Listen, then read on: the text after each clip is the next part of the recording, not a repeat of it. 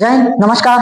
Career wing पर आपका बहुत बहुत स्वागत है। Class 12th maths chapter number 13 प्रायिकता। लास्ट प्रश्नावली चल रहा था, सो ये 13.3 है। पॉइंट 3 अंतिम था ना। कल हमने इसका 3-4 क्वेश्चन कवर कर लिया था। आज आगे का क्वेश्चन बनाएंगे। 3-4 कहाँ, 3 ही हुआ था। बेस पर मैं कल समझा दिए थे।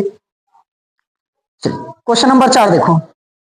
एक बहुविकल्पीय प्रश्न का उत्तर देने में एक विद्यार्थी या तो प्रश्न का उत्तर जानता है या वह अनुमान लगाता है। मान ले कि उसके उत्तर जानने की प्रायिकता 3/4 है और अनुमान लगाने की प्रायिकता 1/4 है। मान ले कि छात्र के प्रश्न के उत्तर का अनुमान लगाने पर सही उत्तर देने की प्रायिकता 1/4 है। इस बात की क्या प्रायिकता है कि कोई छात्र प्रश्न का उत्तर जानता है और यह ज्ञात है कि उसने सही उत्तर दिया है। घुमावदार नहीं मिला। चलो, जितने लोग कोने बीच पर में अच्छे से पढ़ रखा होगा उनको समझ में आ गया होगा कि E1 E2 किसको मानना है। एक बहुविकल्पी प्रश्न का उत्तर देना है। एक स्टूडेंट है, वो या तो प्रश्न का उत्तर जानता है या तो अनुमान लगाता है। दो ही कंडीशन है, या तो प्रश्न का उत्तर जान रहा है या अनुमान लगाना है। तो E1 E2 पता चल गया। E1 प्रश्न का उत्तर जानता है, E2 अनुमान लगाता है। मान लेते हैं उत्तर जानने की प्रायिकता 3/4 है।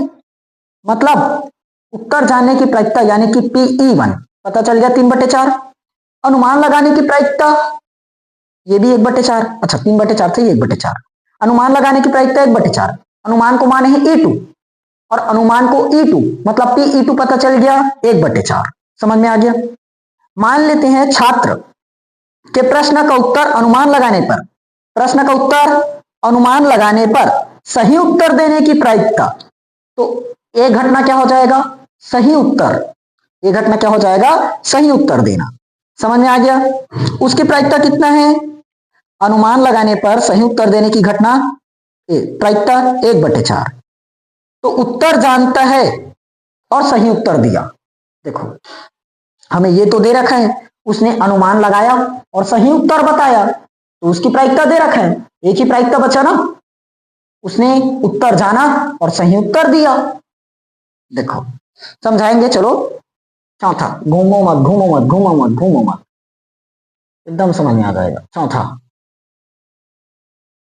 क्या बोला है, बहुविकल्पी प्रश्न में या तो प्रश्न का उत्तर जानता है या अनुमान लगाता है।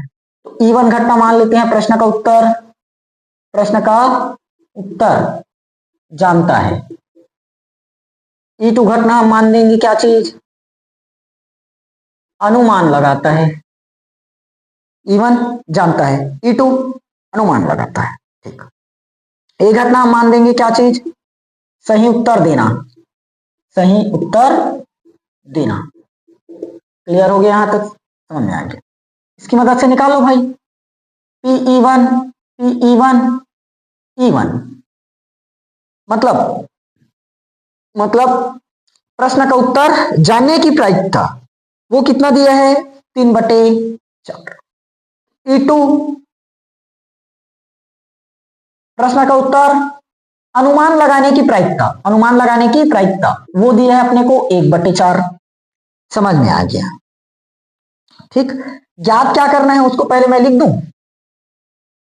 इस बात की क्या प्रायिकता है कि कोई छात्र प्रश्न का उत्तर जानता है और उसने सही उत्तर दिया।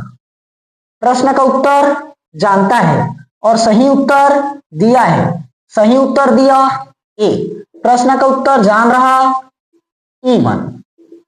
ये पता करनी है भाई। समझ में आ गया। तो यहां से पहले अपन निकाल लेते हैं P। क्या निकलेगा, A/E1 और PA/E2। ये पहले पता करना पड़ेगा ना। देखो, इसकी प्रायिकता तो दे रखी है। छात्र के प्रश्न का उत्तर अनुमान लगाने पर सही उत्तर देने की प्रायिकता, अनुमान कौन लगा रहा है, E2।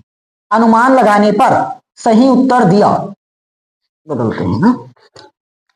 देखो, इसका मतलब अनुमान, इसका मतलब सही उत्तर।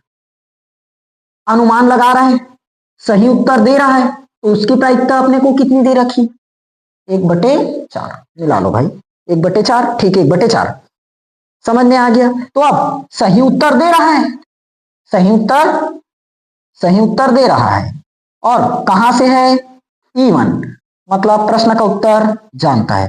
तो साफ है इसकी प्रायिकता कितनी बननी चाहिए, 1। कितनी बननी चाहिए, 1। समझ में आया क्यों? देखो छात्र ने क्या किया, उत्तर जाना, उत्तर जानता है और सही उत्तर भी देता है, उत्तर भी जान रहा है और सही उत्तर भी दे रहा है, तो उसकी प्रायिकता कितनी होगी, 1। समझ में आ गया? आगे अब यहां से निकालोगे क्या बीच में लगाकर, क्या निकलता है बीच में पता है? फॉर्मूला लिखना पड़ेगा, लिखो भाई, P A upon E1 into P E1 बटे में P A upon E1 into P E1 plus P A upon E2 into P E2। ठीक ठीक,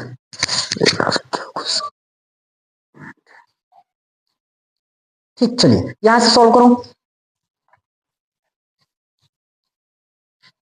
वैल्यू पुटिंग बस बचा, पुट कर लोगे, ए अपॉन E1, ए अपॉन E1 1, E1 3/4 बटे 3/4 करता हूं मैं सीधा, ए अपॉन E2 मुझे दे रखा है 1/4 गुणित E2 मुझे दे रखा है 1/4, तो ये फाइनली यहां से बोला मन ने मिला 3/4 बटे में 3/4 प्लस 1/16 आएगा।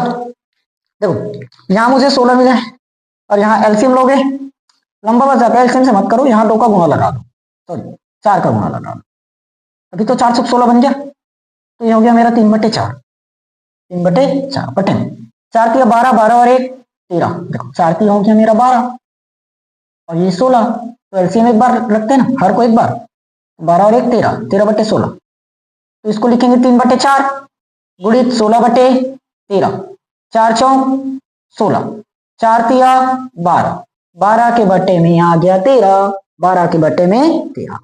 मेरे ख्याल से सबको ये क्वेश्चन का आंसर समझ में आया। किसी को अगर समझ में नहीं आया तो वीडियो एक बार फिर से देखो, या तो और देखो, या तो प्रैक्टिस करो सीधे। समझ में आया? नेक्स्ट क्वेश्चन स्क्रीनशॉट लो। चलिए अगला क्वेश्चन देखो, next question number 5। Question number 5 छोड़ देना, पॉइंट पॉइंट वाला है, इस टाइप का क्वेश्चन बोर्ड एग्जाम में उतना ज्यादा नहीं आता। पॉइंट 6 मतलब 6 सॉरी, क्वेश्चन नंबर 6 करते हैं, पॉइंट वाला छोड़ देना क्वेश्चन 5। 3 सिक्के दिए गए हैं, एक सिक्के के दोनों ओर चित ही है, दूसरा सिक्का अभिनत है जिसमें चित 75% बार प्रकट होता है, तीसरा सिक्का अभिनत सिक्का है, तीनों में से एक सिक्के को यादृच्छा चुना जाता है, उसे उछाला गया, यदि सिक्के पर चित्त प्रकट हो तो प्रायिकता ज्ञात कीजिए, वो दोनों ओर चित्त वाला सिक्का है। क्वेश्चन का टाइप समझ में आया? देखो हमें 3 सिक्का दिया है, 3 सिक्का दिए है, तो बेच प्रमेय अगर शुरुआत से अच्छे से पढ़े हो तो पता चल गया होगा E1 E2 E3 घटना क्या है। 3 सिक्का, पहले सिक्के पर क्या है, दोनों ओर चित्त है, एक सिक्का क्या है, पहला सिक्का जिसमें दोनों ओर क्या है, चित्त, दूसरा सिक्का अभिनत मतलब एक चित्त एक पट वाला, तीसरा सिक्का वो भी अभिनत एक मतलब एक चित्त और एक पट वाला। ठीक, दूसरा सिक्का अभिनत है जिसमें 75% बार चित्त प्रकट हो सकता है, तीसरा सिक्का अभिनत है, तीनों में से एक सिक्के को यादृच्छा चुना गया, उसे उछाला गया, तो सिक्के पर चित्त प्रकट हो तो क्या प्रायिकता है कि वह दोनों ओर चित्त वाला सिक्का है। सिक्के पर क्या आ गया, चित्त आ गया, तो एक घटना भी पता चल गया, चित्त। चलो E1 हम मान लेते हैं दोनों ओर चित्त वाला सिक्का, चित्त चित्त का चित्त का चित्त, दोनों ओर चित्त वाला सिक्का। E2 क्या है, अभिनत सिक्का, E3 क्या है, अभिनत सिक्का। ओके ओके ओके भाई ओके, ठीक है। चलिए कंडीशंस चल गया, अब एक सिक्के, दूसरा सिक्का अभिनत है जिसमें 75% बार चित्त प्रकट होता है, तीसरा सिक्का भी अभिनत है, तीनों में से एक सिक्के को यादृच्छा चुना जाता है, तीनों में से एक सिक्का यादृच्छा देखो ऐसी नहीं उछालना, अभी उछालना है सिक्का क्योंकि चित लाना है, तो तीनों में से कौन सा सिक्का उछालेंगे? तो किसी एक सिक्के को चुनना पड़ेगा ना। तो हमारे पास 3 सिक्के हैं, तो पी इवन कितना आया? देखो टोटल सिक्के 3, एक सिक्के का चुनाव करना है, हो सकता है पहला सिक्का ही आ जाए। तो वैसे ही P E2 और P E3 सबका मान कितना होगा? 1/3। समझ में आया क्यों? क्योंकि 3 सिक्का है, एक सिक्का, दो सिक्का, 3 सिक्का। 3 सिक्का, 3 सिक्का में एक सिक्का चुनना है, एक सिक्का आउट ऑफ टोटल 3, 1/3। 3 सिक्का है, 3 सिक्का पहला सिक्का चुने 1/3, 3 सिक्का तीसरा सिक्का चुने 1/3, सबकी प्रायिकता 1/3। समझ में आ गया? अब एक घटना मानना बचा है, एक घटना यही मान लो, चित्त प्रकट होना। क्या प्रकट होना? चित्त, क्योंकि साफ बोला है चित्त प्रकट होता है, चित्त प्रकट होता है। चलिए, तो हमें लास्ट वाला जो ज्ञात करना है उसको पहले लिख लेते हैं, बाकी सब निकालते रहेंगे। ज्ञात क्या कर रहे हैं भाई? देखो ध्यान से, यदि सिक्के पर चित्त प्रकट हो तो क्या प्रयुक्त है? दोनों ओर चित्त वाला सिक्का। सिक्के पर क्या प्रकट हो रहा है? बोला चित्त, चित्त वाली घटना ए, और क्या प्रयुक्त है कि वो दोनों ओर चित्त वाला सिक्का है। दोनों ओर चित्त वाला सिक्का माने क्या? E1। तो ये क्या हो गया? E1। ये पता करना है, समझ में आ गया? अब हमें क्या निकालना रहता है? PA/E1, PA/E2, PA/E3। ये पता करना बचा, ये पता करना बचा भाई, तीनों चीज बचा है, तीनों चीज अभी बचा है, तो पता तो करना पड़ेगा। ठीक, पता तो करना पड़ेगा। चलिए समझते हैं। E1 मतलब दोनों ओर चित्त वाला सिक्का, इसका मतलब चित्त। अब मैं आप लोग से एक क्वेश्चन पूछता हूं, बताना। हमारे पास एक कॉइन है, दोनों ओर चित्त है, तो उछालेंगे तो क्या चित्त हाफ कंडीशन में आएगा? नहीं। उछालेंगे तो दोनों बार ही चित्त मिलेगा, क्योंकि दोनों ओर ही चित्त है, चाहे पहले बार उछाल लो या दूसरे बार उछाल लो, पट होने की तो बात ही नहीं उठती ना, क्योंकि इसमें दोनों की दोनों ओर चित्त है। तो इसकी टोटल कंडीशन क्या बनेगी? प्रायिकता 1 होगा, फुल कंडीशन। ये हो गया एक सिक्का, इसमें हेड, इसमें भी हेड। अगर इसको उछाले तो उछालेंगे तो ये हेड ही निकाल कर देगा, बट कोई भी हाल में नहीं आएगा, तो इसकी प्रोबेबिलिटी पूरा। दूसरा, ये अभिनत सिक्का है, अभिनत, ये अभिनत सिक्का मतलब एक चित्त और एक पट, ये वाला। लेकिन हमें लाना क्या है? चित्त लाना है। क्या लाना है? चित्त। लेकिन इस बात की प्रायिकता शायद अपने को क्वेश्चन में दिया है। दूसरा सिक्का अभिनत है, जिसमें यादृच्छिक, सॉरी कहां चला गया? दूसरा सिक्का क्या है? अभिनत, जिसमें 75% बार चित्त आ रहा है। 75% बार चित्त मतलब 75% का मतलब 75/100। समझ में आया? तीसरा A/E3, E3 भी क्या है हमारा? बोलो बोलो, अभिनत सिक्का। E3 क्या है? अभिनत, और इसमें हमें लाना क्या है? चित्त। अब E3 के लिए ऐसा हमें कोई भी कंडीशन तो नहीं दे रखा। कैसे कंडीशन? जैसे दूसरा सिक्का क्या था? अभिनत, दूसरा सिक्का अभिनत, लेकिन 75% बार चित्त प्रकट हो रहा है, ये बता दिया। लेकिन तीसरा सिक्का के बारे में कुछ नहीं बोले। तीसरा सिक्का अभिनत है और चित्त आएगा, तो इसका कंडीशन मुझे बता सकते हो? तीसरा सिक्का अभिनत है, देखो सिक्के हो गए 2, हेड टेल, साफ है। इसको अगर उछाले तो या तो हेड आएगा या टेल आएगा। 50-50% चांस है हेड टेल आने का, 50% चांस है हेड आने का, 50% चांस है टेल आने का। समझ में आया? तो इसकी कंडीशन पता चल गई अपने को, क्या है? 1/2। देखो तीनों कंडीशन निकाल दिया। थोड़ा सा यहां पर दिमाग बस लगाना था। क्यों? दोनों चित्त सिक्का मतलब दोनों ओर चित्त वाला सिक्का है, तो साफ है 100% प्रोबेबिलिटी है चित्त ही आएगा, पट आने की संभावना ही नहीं होती। ठीक। दूसरा 75%, इस पर तो कोई दिक्कत वाली बात ही नहीं, 75% आ गया, बोल दिया क्वेश्चन में। तीसरा अभिनत है, या तो चीत आएगा या पट आएगा, 50-50 चांस। ठीक, क्लियर? चलिए निकालते हैं। अब सब पता चल गया। हमें क्या चाहिए? हम उछाले हैं, सिक्का जो उछाले हैं वो कैसे है, उस पर क्या आ रहा है? चित। उस पर क्या आ रहा है? चित। जो सिक्का उछाले हैं उस पर आ रहा है चित, लेकिन वो है कौन सा सिक्का?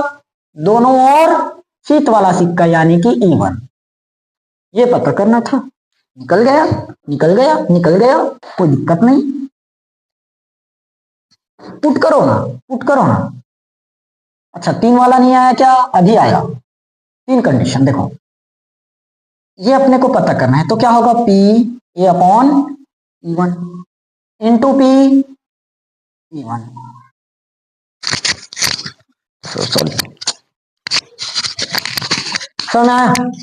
नीचे में ये कंडीशन दोबारा प्लस में P A upon E2 into P E2 plus P A upon E3 into में P E3। बस ये तो था, उठ कर देते हैं भाई। A अपॉन E1 एक गुणित P E1 1/3 बटे में, सीधा करो ना, 1/3, दोबारा क्यों लिखे? A अपॉन E2 75/100 काट देते हैं, 25 या 75, 25 चौक 100, 3/4, 3/4 गुणित E2 1/3 plus A upon E3 1/2 गुणित E3 1/3। समझ में आया? हमने कुछ नहीं किया, वैल्यू बस पुट किया। इधर वैल्यू पुटिंग का काम बचा। देखो ये ऊपर का बना अपना भाई 1/3 आ गया। देखो अब ध्यान समझना, ये तो अलग वैल्यू, ये वाला अलग वैल्यू, ये अलग वैल्यू है। अब सबसे पहले इसको बदलो। देखो 1/3 बटे में 1/3 प्लस 3 एकम 3, 4 तिया 12 प्लस 1 एकम 1 और 3 दूनी 6, हो गया 6। समझ में आया कि नहीं आया? आया सर, क्लियर है भाई? देखो ना 1/3 का 1/3, 3 एकम 3, 4 तिया 12, 1 एकम 1, 3 दूनी 6, खत्म। अब देखो यहां अपने को 12 दे रखा है हर में, और ये 3 ये 6, एलसीएम लेंगे। एलसीएम लेने से अच्छा है, देखो तरीका, मैं 3 को 12 बना दूंगा तो हर एक समान हो गया, तो ऊपर वाला डायरेक्ट जोड़ देंगे। मैं 3 को 12 कैसे बनाऊंगा? 4 का गुणा लगाकर। 6 को 12 कैसे बनाऊंगा? 2 का गुणा लगाकर, बन गया 12। तो क्या बना? 4 एकम 4 प्लस 3 प्लस 2 एकम 2, और नीचे में 6, 4 तिया 12, 12 6 दूनी 12, सबका हर सेम हो गया। हर को अपन एक बार लिख देते हैं, लिख दिए, खत्म बात। 4 3 7, 7 और 2 9, 9/12 आएगा। पलटे पलटे 1/3, 9/12 को 12/9 लिखना पड़ेगा, 3 चौक 12, तो फाइनल जो कंडीशन है 4/9 आया, 4/9 ही आ गया हमारा आंसर। किसी कोई दिक्कत नहीं? समझ में आ गया होगा मेरे ख्याल से। अगर समझ में नहीं आया एक बार क्लास फिर से रिवाइज कीजिए, पूरा पूरा दिमाग में घुसेगा। ठीक, बस 2 क्वेश्चन है आज क्लास में, बाकी क्वेश्चन अपन निकल करेंगे। हो सके तो इसके सामने वाला क्वेश्चन प्रैक्टिस कीजिए। ठीक है, एकदम इंपॉर्टेंट क्वेश्चन है, ध्यान से तैयार करना। ओके, चलिए मिलेंगे अपन कल की क्लास में, तब तक के लिए जय हिंद, वंदे मातरम।